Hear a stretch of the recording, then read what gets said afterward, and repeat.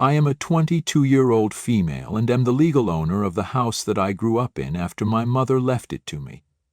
I inherited this house from her when she passed away last year at the age of 47 from a stroke. It was sudden, but I've made my peace with it now. My parents got divorced when I was 7 years old and joined custody of me, so I'd spend half the month with my dad and the other half with my mother. I'd have to say I was a lot closer to my mother because she'd just get me, and my dad, a 50-year-old male, was always a little too busy for me, and I felt like I never had his full attention because it was either work or women for him. I don't think he ever treated me as a priority as such, but I was okay with it as long as I had Mom. A couple of years back, right after I turned 18 and started college, my dad decided to move to Houston for work, so we started seeing less of each other, and we'd only meet around the holidays. 2 years ago, he brought along his girlfriend at the time, Julia, a 38-year-old female, with him to celebrate Christmas with us. She also brought her 2 daughters, an 18-year-old female and a 16-year-old female from her previous relationship with her high school boyfriend. They'd never been married, but they had broken up about 7 years prior to when she started seeing my dad. That was quite a surprise for us because my father had never brought any girlfriends with him to family dinners. But we gave Julia and her kids the warmest welcome we possibly could and did our best to make her feel comfortable around us. It was an evening well spent, and I'd say that all of us got along really well at the time. Even after that, whenever I'd talk to my dad on the phone, Julia would also say hi and be really sweet to me. Her kids were kind of shy and introverted, so they mostly kept to themselves, but overall we had a good relationship. After my mother passed away, I found out that she'd left the house to me. Thankfully, for some reason, my mother had divided all her assets in the will around my 18th birthday because she always liked to think ahead even in morbid situations like these. Anyway, since I'd just graduated, I decided to move in and find a job that wouldn't require me to move out anytime soon. I wanted to spend the next couple of years in my childhood home, just because it was my place of comfort. My father wasn't too pleased with my mom's decision, and he made sure that I knew about it after he found out about the will. He and Julia had been very sweet and supportive around the time of the funeral, but my dad had been a little morose when he realized he wasn't getting the house back. This house was the one that my parents had purchased together back when they first got married, but my mother took over during the divorce. It was a fair deal because he got out of paying alimony even though my mother had given up her career to stay home and raise me so that my dad could focus on his job. So I believe that my mother taking the house in the settlement and letting my dad go without alimony was completely fair. She worked her way up afterwards with a little help from her parents, and even made sure that I never felt sidelined or unimportant. She did both jobs well, and I didn't think it was fair for my dad to be annoyed that he didn't get the house back. He didn't talk about it much, but I could sense from his behavior that he wasn't pleased with that. I didn't care at the time because I was still grieving my mother, and my dad being annoyed at her will were the least of my worries. She'd left all her wedding jewelry to him and all the gifts he'd given her as well, so that should have been enough for him. He went back to Houston with Julia a few weeks after the funeral, and since then, I've been living on my own here. However, about 6 months ago, my dad told me that he was now engaged to Julia and he wanted to get married where his home was. So he was coming back here for the weeks leading up to the wedding because staying in a hotel was a house when there was a house with enough spare rooms just didn't make sense. Their daughters were also homeschooled, so they wouldn't have a problem with schools either. I agreed with him, so I agreed to let them all move into my house and stay with me before the wedding. For a couple of reasons. I was sick of living on my own, and I did get along well with Julia, so I didn't think there was anything wrong with letting them live with me. My dad had also promised to split all the bills with me while they were living here, which meant that I didn't have to worry about overspending on that either. And so they moved in here with me about a month ago and have been staying here since then. It was nice having them here, and I felt a lot less lonely than I used to earlier when I was living by myself and believed that I could get used to this. I was even dreading the day they would all leave and go back to their normal lives, because that would mean I'd have to resume my normal life by myself as well. But then 2 weeks ago, 3 days before the wedding, My dad sat me down and asked me if I'd be willing to let them all move back here permanently. I didn't see that coming at all, but he explained that he'd come back here to make me feel a little more comfortable with the idea of being part of a family and living with them, since he didn't like the idea of me living all alone in this house. He'd planned to ease me into it, and now that he thought I was getting along well, he wanted to know if I'd be willing to turn this into a permanent thing. I wanted to say yes immediately, but then his behavior when he'd learned that he wasn't getting the house back kind of threw me off. As much as I would have loved to make it a permanent arrangement, I didn't think it was such a good idea so soon, and I didn't want to make the mistake of acting on my emotions. I knew that this was the only logical solution to my overwhelming feelings of loneliness, but that didn't mean I absolutely had to let them all move in here with me, and it had just been a month that they'd been living here. So, as much as I wanted to say yes, I ended up telling him that I needed some time to think. It was a gut feeling, but I just knew for some reason that it would be in my best interests to give this some time and not make a rash decision. I kept my personal feelings aside and told him that I'd inform him about my decision after the wedding. He looked annoyed, but didn't push it. 10 days ago, they finally got married, and we had a total blast at their wedding. They were supposed to stay here for a couple more days after the wedding, and then move back, so I was preparing to let them know about my decision, which was a yes. But before I could get to that, all of them took off on their honeymoon without even telling me about it. 2 days after their wedding, I woke up to find myself completely on my own, and they'd all left, but a lot of their belongings were still at my house. So I decided to make some calls, but nobody responded for quite a while, and I continued to panic about it. I'd planned on telling them about my decision that day itself, but I couldn't even reach them for hours. Finally, around noon, Julia got back to me and informed me very casually that they'd all left for their honeymoon and wouldn't be back for a week. I was stunned because I'd obviously expected them to at least tell me about their plans before just taking off, if not include me. I was offended that they didn't ask me, but I didn't want to be petty, so I started off by asking her why had nobody told me about any of this. And she gave me a lame excuse, saying that they'd forgotten to inform me, but told me not to worry because they'd be back soon. I tried to explain to her that that wasn't the point at all, and my problem was that they just left without a word or even a goodbye, and that was rude of them. I said that I wanted to speak to my dad, but that's when her tone changed, and she said that my dad was busy and didn't have the time to speak to me. I still tried to keep my cool and told her to let me know whenever he had time so I could get in touch with him directly, and I said it politely, but she turned on me, and all of a sudden she'd gone from this sweet person to a really snarky and mean stepmom. She told me that my dad was going to be busy for the next couple of days and asked me not to bother them, even though it wasn't necessary at all because I hadn't brought it up. She went on to tell me that there was no need for me to act so hysterically just because I'd been left behind, and felt the need to remind me that I wasn't a child anymore.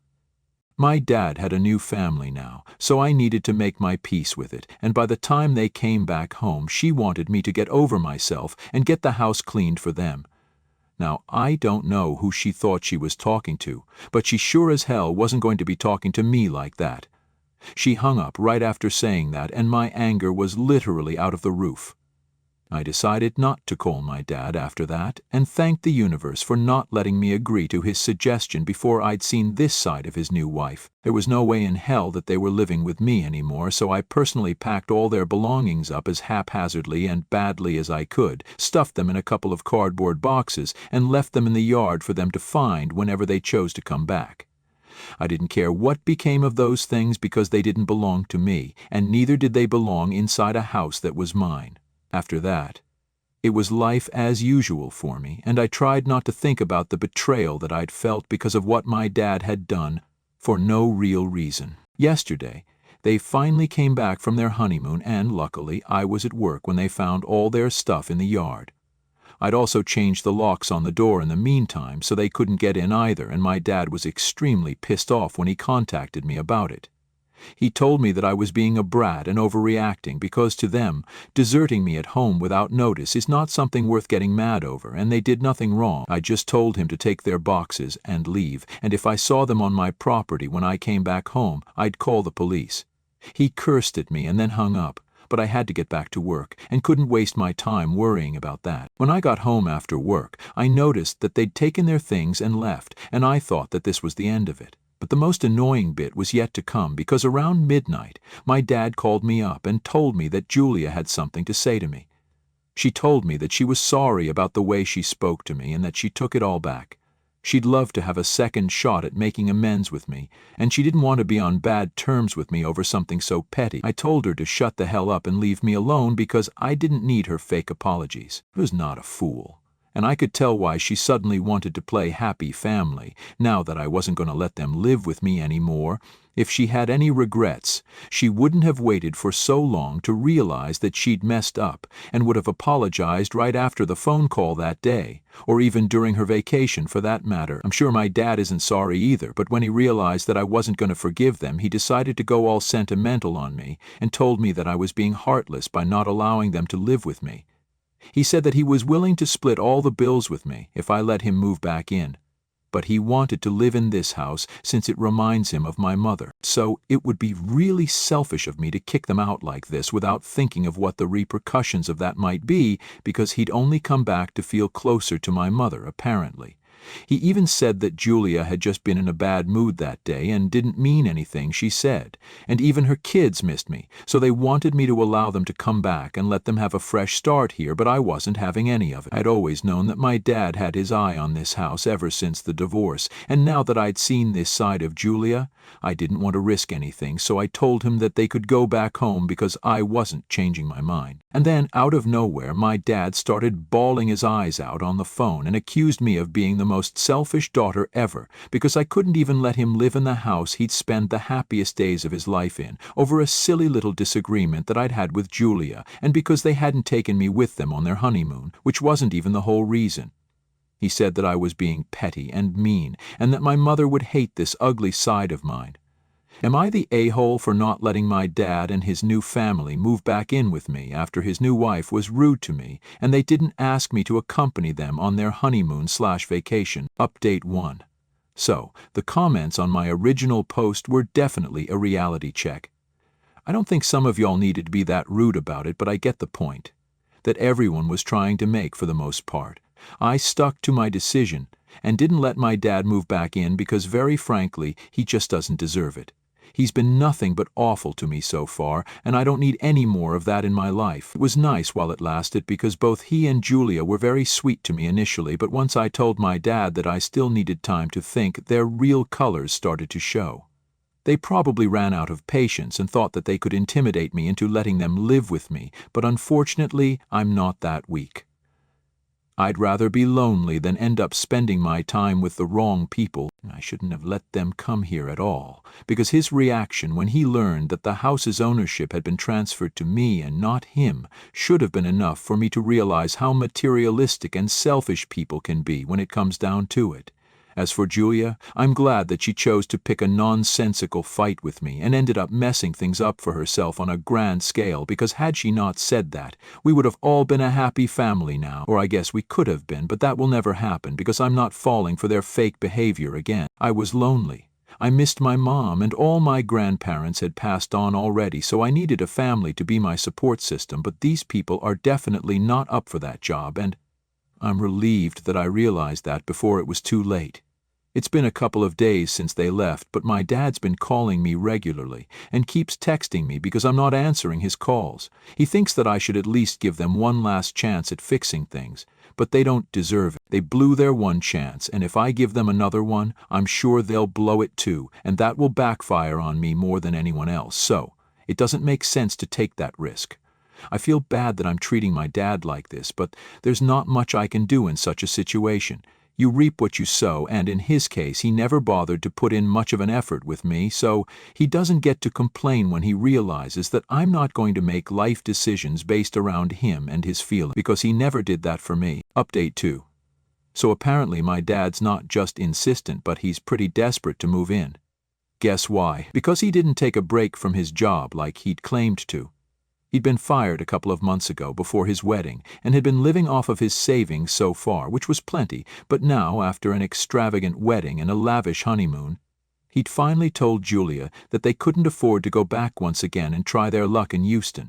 because he wouldn't be able to afford rent there, and Julia had quit her job to be a stay-at-home mom after she met my dad, so she couldn't help. So now they needed to find a place here, and my dad had just assumed that I'd let them live with me.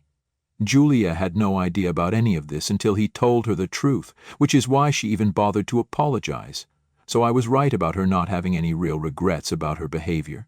She's as fake as it gets, but that's the kind of wife my dad deserves anyway. He contacted me today and requested me to let them move in just for a couple of days until he's able to find a proper job that pays well enough for him to be able to afford to move out, but I told him that I was going to do no such thing. They'd been nasty to me, and I didn't need that kind of negativity around me. He's a grown man. He should have known that if he didn't have a job, then he should have had such an expensive wedding, followed by an equally fancy honeymoon. I understand the need to show that you're wealthy, but that's only for people who can actually afford it, and not for men with a stay-at-home mom, wife, and 2 teenage stepdaughters.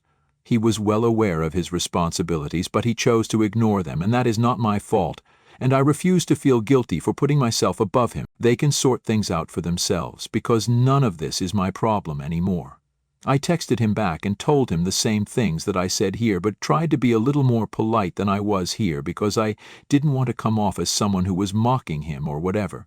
But he chose to take it as a mockery of what he was going through, and told me that I'd have to suffer for what I was doing to him. I don't know what to say to that. So I didn't respond to him, because no matter what I say at this point, he's going to find a way to turn it around on me and blame me for it. So it's better to just not say anything and let him wallow in his misery. It's hardly my problem now. Update 3. My dad decided to leave the city today, but why would he ever leave without letting me know what a huge letdown I am as a daughter? He could have left silently, but he is who he is, and so is his wife, so they chose to make a whole thing of it. I last spoke to him about 3 weeks ago, but I didn't check up on him after that. And neither did he bother to reach out to me. But today, he and Julia both sent me texts saying that they were delighted to inform me that Julia's ex-boyfriend had decided to sponsor their trip back home, and was even going to let them all back because he'd suddenly realized that he needed to see his daughters too. Julia had full custody of her daughters, and her ex did pay child support, but he was always a little too busy to make time for his kids. He'd waited long enough for Julia and my dad to sort their situation out on their own, but when he realized that they were useless, he offered to clean up their mess himself, which is great for his daughters, I guess. At least some dads do step up, even if it's too late. They didn't tell me all of this, but I know this could have been the only possible explanation, because they did post a picture of their daughters a couple of hours ago, captioning it with, "Our Lucky Charms," and a 4-leaf clover sticker. So, I'm smart enough to know what the real story behind Julia's ex's sudden epiphany might be, and why he's funding their trip back home. I don't understand why exactly he'd sponsor all their flight tickets, but I think Julia's manipulation and stubbornness might have had something to do with that. I know for sure she does have that streak. I've seen it firsthand in the past. I don't know exactly what went down, but I'm just relieved that they're leaving, and this is the last I'll have to see of them. I've also realized how easy I had it after I went through some stories that people shared here about their crazy families. Rest assured, my dad is a little too worried about his reputation to even try and harm me in any way whatsoever, because he knows I'm not going to hesitate in calling the cops on him, even if he does. I have enough training to know how to myself, so there's no need for me to worry. And now that they're leaving, there's even less of a reason for me to even think about them at all, so yay for me, I guess. I still do feel a little lonely sometimes, but instead of moping about it, I now go to my friends instead, because I think that's a better route to take when it comes to things like these. I'd completely shut everyone out after my mom passed away, and I hadn't even realized how alone I'd become until I read the comments here. It's going to take a while, but I'm going to try and make the best of my life now, because I do have a stable job, I make a decent income, and I have my own house, which is not something a lot of people my age have, and I'm really grateful to my mom for it. I have great friends who care about me, and honestly, what more does a person need? And if I get into trouble again, I'll just come back here, and I'm sure the wonderful people of Reddit are going to bail me out once again. Haha.